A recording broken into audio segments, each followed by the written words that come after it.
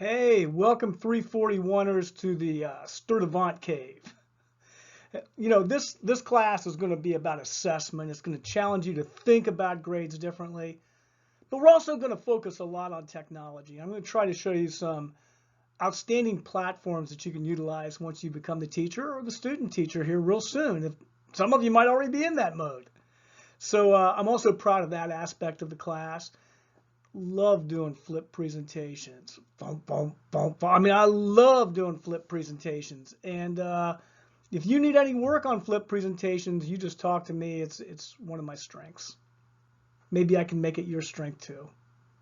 Perhaps you could put that on an eHarmony profile someday, that you're good at doing flip presentations. I'm sure suitors will be lined up down the street.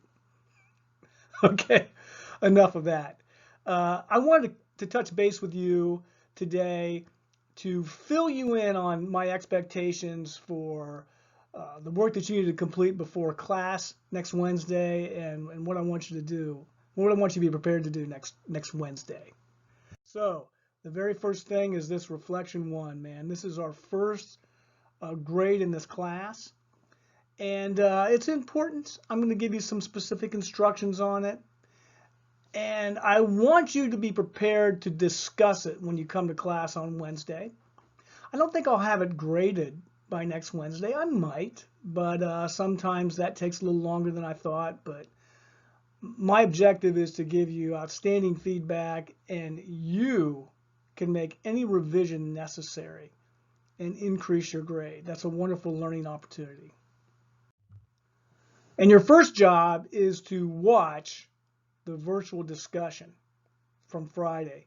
And my objective is, as soon as that discussion is over, I haven't done it yet, but we're going to do it here real soon. As soon as it's over, I'm going to make that video accessible in a number of ways. I'm going to try to put it on the course material folder in Blackboard. I'm going to put up an announcement. I will put a link on the prompt. I'm going to shoot you a remind link. I'm going to shoot you a Voxer link. It's going to be overkill, no question about it, but I want you to have access to it. And then the other thing I want you to do before you get started is make sure to look over the rubric for the reflection. 20 points is the highest score you can get. I don't see any reason why you shouldn't get 20 out of 20. It's just like this grid with certain boxes, and I'll actually ship you that back with the areas highlighted, how you performed. And once again, if you want to improve your score, you absolutely have the right to revise your work, and you're going to find this Muskie rubric in the course materials folder on Blackboard, but I'll also put a link on the prompt. Then your next job is to read the prompt. Some people don't do that. They just start writing. And so you want to, find out what I'm actually wanting you to do. That's important.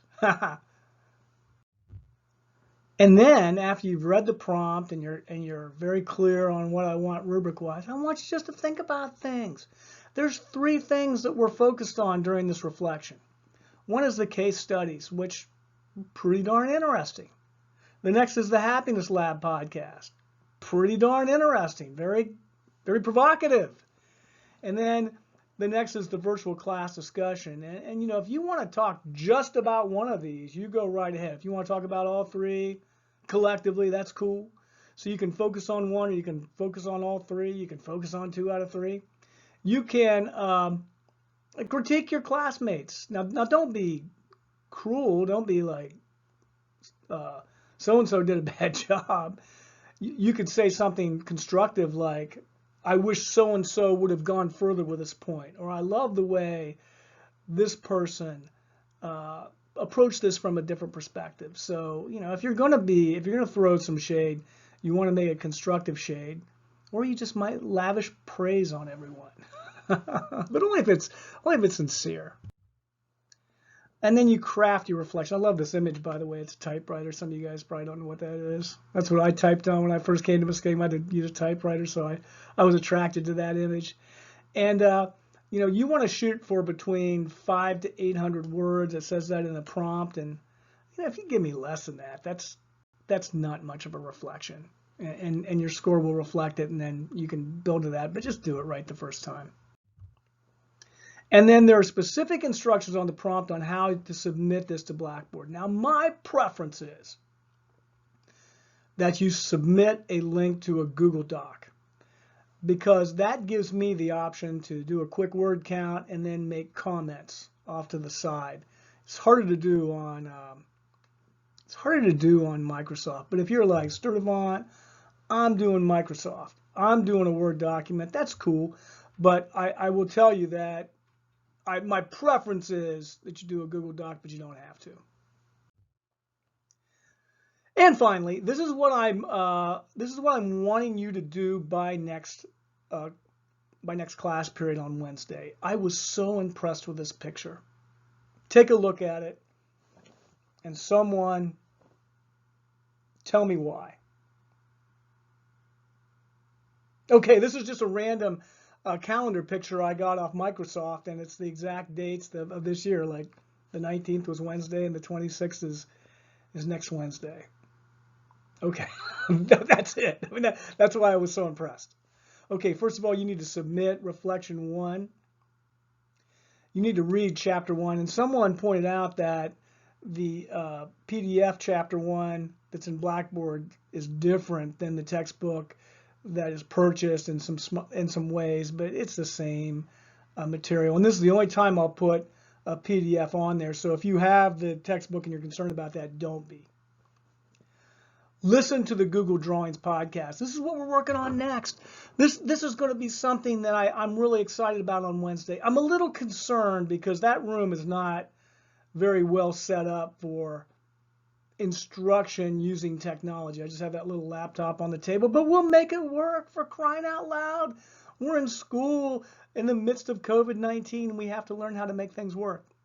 But one thing that you have to do is you have to bring a laptop to class, because you are going to be mimicking things that I do on the screen on your laptop, and this is going to be one of those days where the class goes like that, because you guys are going to get in creation mode. Hey, can't wait to see you again on Wednesday. And like always, I think you're getting the hang of this. If you need to reach out to Sturtevant, you just Vox me. You just hit me up on Remind. I'm not as good at email. I just don't check it as frequently. And Sturtevant's bedtime's about 9:30. Isn't that pathetic? So if you're shooting me a Remind or Voxer anytime after about 8:30, chances are I won't get back to you the next morning. All right. See you soon.